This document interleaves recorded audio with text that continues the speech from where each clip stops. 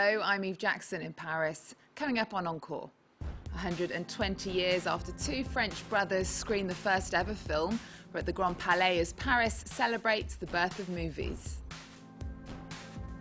Headphones, camera, action, the Paris Film Festival for the blind. And singing for a revolution, the women challenging Iran's fear of female creativity.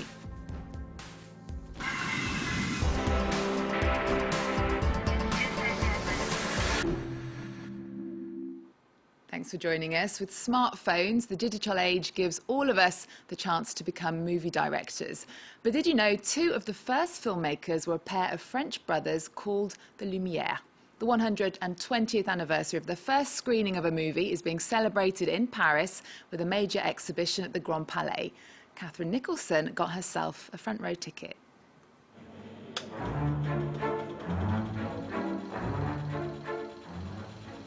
This is the hottest cinema ticket in Paris right now. A series of short film clips, grainy, black and white and silent, but also a part of cinematic history.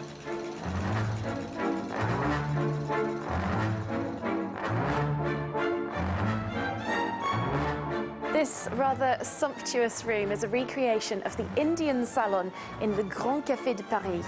That's where brothers Auguste and Louis Lumière first showed off their films to a paying audience on December 28, 1895. This exhibition is dedicated to them.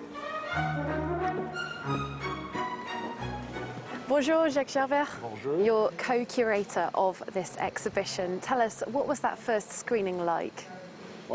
The idea was to screen 10 films in the Indian Salon, which we've recreated here. At the beginning, there were 33 people in a room which could contain up to 150 people. But very quickly, word got out, and they had to turn people away at the door. In the end, there were audiences of 1,000, even 1,500 people. One of the films we have is The Sprinkler Sprinkled. That's the burst of comedy right there, and that genre is still around today. But really, what struck people the most was the sense of reality, or something extremely close to reality. The movement of leaves on the trees, for example. That's what impressed the audiences at the time. The scenes that the Lumière brothers shot and showed to these audiences seem maybe a little banal to us nowadays. Simple scenes of people coming out of a factory or people playing in a field. Why were they so shocking to the audiences at the time?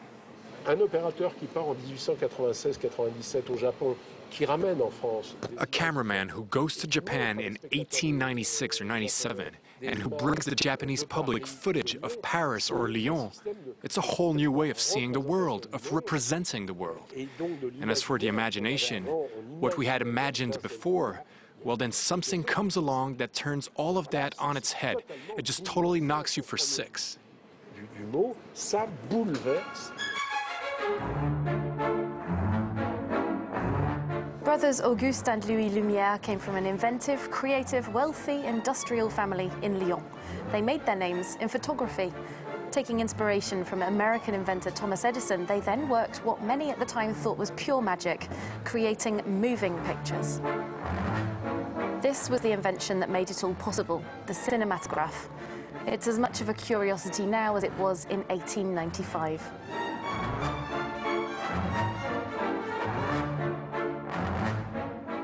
Thierry Frémaux is director of the Cannes Film Festival.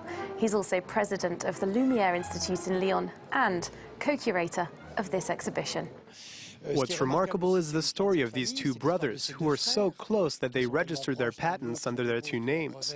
They even married a pair of sisters. These were people who spent their whole lives inventing and innovating. At the end of his life, Louis Lumière wanted to invent colored salt because he said that salt's white and rice is white, so when you add salt, you can't see what you're doing. The technological revolution within image making is in full swing today. The digital revolution falls within the visual sector, and I think it's important to remind people just how that image making process happened in its simplest form. With a 35mm film, which was perforated down the side, there was a certain momentum. There was this notion of animation and photography that they were practicing at the time, that we went on to use for the next 120 years. The Lumière brothers' initial project was to film men and women and have them watch the film afterwards and recognize themselves. And I think that's the point of cinema today, too. If you consider very realist directors like Maurice Pialat and even someone like James Cameron, they showed us who we are and what we are. Lumière camera operators were sent to the four corners of the Earth with their lightweight invention to record more views or films, 1,400 of them in total. Highly impressed impresarios offered huge sums to buy the patent to the cinematograph, but the Lumières refused to sell.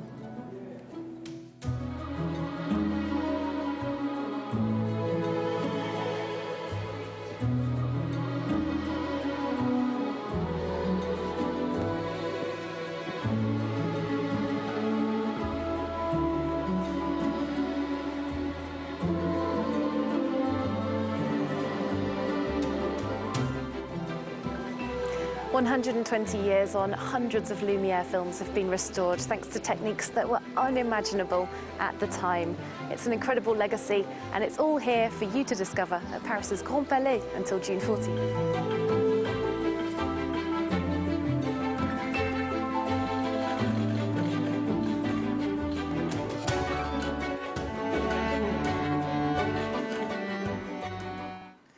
Catherine Nicholson reporting there. Now, in most movie theatres, the lights go dark and the feature begins. But for an audience attending a Paris film festival this month, the whole world is dark, and it stays that way. The Audiovision Film Festival is for the blind and visually impaired. Movies are shown as normal on the big screen, but the audience wear headphones to hear blow-by-blow descriptions of the action. There are smiles that we do not see, that we don't always hear, because such smiles could be just a discreet chuckle. So it makes a big difference. Here we can really see the films. We can understand and appreciate them in a way that we no longer feel disabled. And the Audiovision Film Festival is on until the 14th of April. Since the 1979 revolution, women in Iran have been banned from singing solo. A new documentary, No Land's Song, follows Sarah Najifi, who decided to stage an all-female concert in her homeland. In the hope of changing the law, she gathers a group of musicians from Paris and Tehran. Mary Schuster speaks to Sarah about how she outwitted scholars, officials and militia to put on the concert. She's a singer and he's a director. Together, Sarah and her brother Ayat Najafi decided to fight the clerics. In Iran today, women are not allowed to sing solo in front of men. So she wants to organize a concert in Tehran where women's voices can finally be heard in public. And he offered to make a documentary out of it.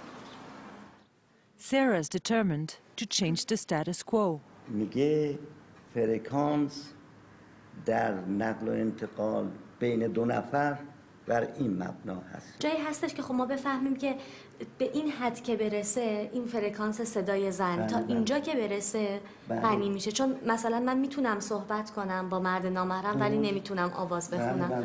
برخورد کاری که باشه جایی نمیره. ولی وقتی که برخورد کاری نباشه یک بار انسان احساس میکنه که از گوش کردن و حرف شنیدنش لذت میبره دیگه. From the streets of Tehran to the streets of Paris, Sarah and Ayat looked everywhere for support. They tried to find other women singers ready to take the risk of being on stage with Sarah. Her story touched Élise Caron, a French musician. Sarah est une héroïne. Sarah is a heroine. Et la façon dont elle parle au mollah, the way she addresses the mullah in the movie is really funny because she looks at him as if she was a queen who looks down on this poor guy. Regarde ce pauvre monsieur. So you don't like what he's saying, but you somehow see like, but he's funny. They're laughing now, but at the time of filming, they had to keep a low profile. The regime wouldn't allow such a provocative documentary. The strategy was that we are invisible, and it worked, you know. So during the shooting, I was Sarah's brother there helping her to organize her concert. To Sarah, risking her life was worth the cause. Maybe it's dangerous, maybe it's something bad happened for me, but I really want one day watch the movie. There's very little chance that the film will be distributed in Iran. But she's counting on the social networks and the black market to broadcast her message widely in the country. And No Land's Song is showing at a Paris film festival celebrating North African and Middle Eastern cinema, which is on until the 19th of April. And that brings us to the end of the show. We're going to play out with an exhibition dedicated to an iconic filmmaker and a genius of the 20th century. The life and work of Michelangelo Antonioni is being honoured at the Cinémathèque Française in Paris. He's best known for his trilogy on modernity and its discontents, which includes the film L'Avventura, and for redefining the concept of narrative cinema, focusing on image and design over character and story. Remember our website. We're also on Twitter and Facebook. There's more news coming up on France 24 after this.